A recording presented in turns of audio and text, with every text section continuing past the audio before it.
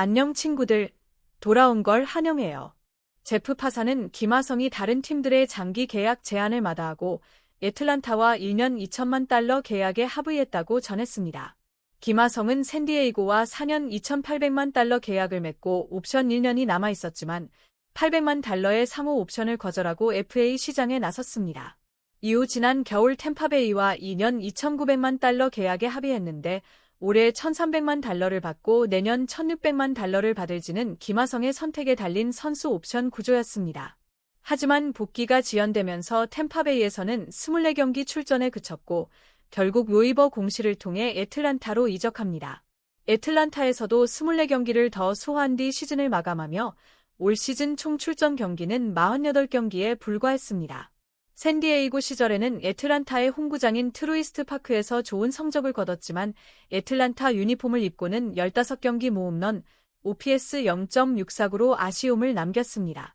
이 때문에 FA 재도전을 위해 1년 1,600만 달러 선수 옵션을 행사할 것이라는 전망도 있었지만 김하성과 스캇 보라스는 과감하게 다시 FA를 선택했습니다.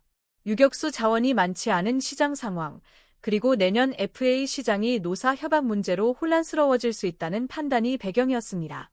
다만 토론토가 보호 비색과의 계약 종료 이후 안드레스 히메네스를 유격수로 기용하려는 움직임을 보이고 있고 대부분의 빅마켓 구단들이 이미 주전 유격수를 보류하고 있어 시장은 기대만큼 뜨겁지 않았습니다.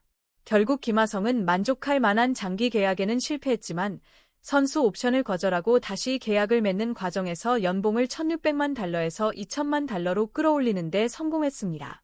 내년 시즌을 애틀란타에서 풀타임으로 치르며 다시 한번 FA 대박에 도전하게 됩니다. 애틀란타에는 가장 친한 동료인 주릭슨 프로파가 있고 로버트 수아레스까지 샌디에이고 시절 함께했던 선수들이 2명이나 있습니다.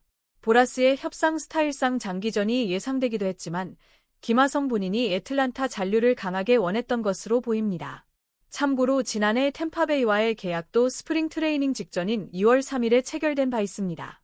김하성은 향후 퀄리파잉 오퍼 대상이 될 수 있는데 올해 기준 QO 금액이 2,200만 달러를 넘기 때문에 애틀란타가 이를 제시한다면 김하성에게도 나쁠 게 없습니다.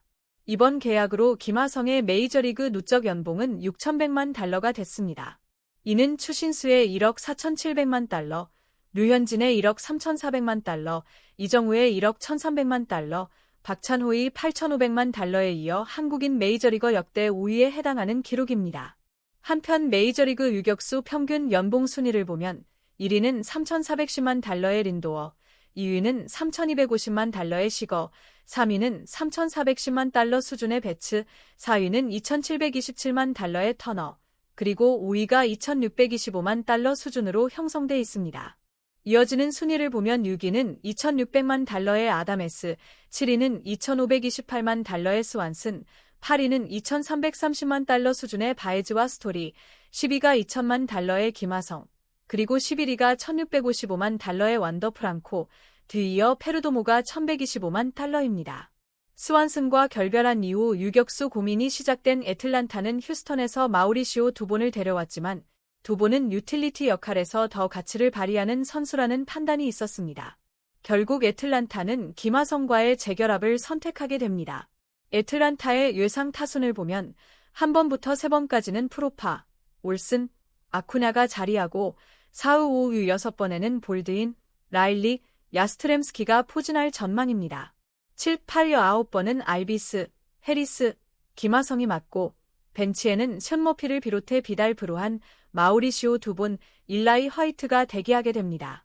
스토브리그가 시작된 이후 애틀란타는 라이셀 이글레시아스와 1년 1,600만 달러, 로버트 수아레스와 3년 4,500만 달러, 마이크 야스트렘스키와 2년 2,300만 달러, 그리고 김하성과 1년 2천만 달러 계약을 맺으며 적극적인 지출을 이어가고 있습니다. 그 결과 팀 연봉 총액은 2억 5,600만 달러로 사치세 기준선인 2억 4,400만 달러를 넘어섰습니다. 이는 애틀란타가 기준선을 넘기지 않을 것이라는 기존 전망을 깨는 행보입니다. 내년이 만 30세 시즌이 되는 김하성에게는 공격과 수비 모두에서 반등이 중요합니다. 2년 차부터 4년 차까지 OPS 리그 7위, 조정 OPS 103을 기록했던 공격력을 다시 보여주는 것도 중요하지만 무엇보다 어깨 부상 이전의 수비력을 회복하는 것이 핵심 과제로 보입니다. 실제로 김하성의 어깨 강도는 2024년 상위 24% 수준에서 올해 상위 55%로 크게 떨어졌습니다. 유격수 수비에서도 DRS 기준으로 2022년 플러스 11, 2024년 플러스 1을 기록한 뒤 올해는 마이너스 3으로 내려갔고, OAA 기준 역시 2022년과 2024년에는 플러스 4였지만 올해는 마이너스 1에 그치며 수비력 하락이 수치로도 드러났습니다. 공유와 구독, 좋아요.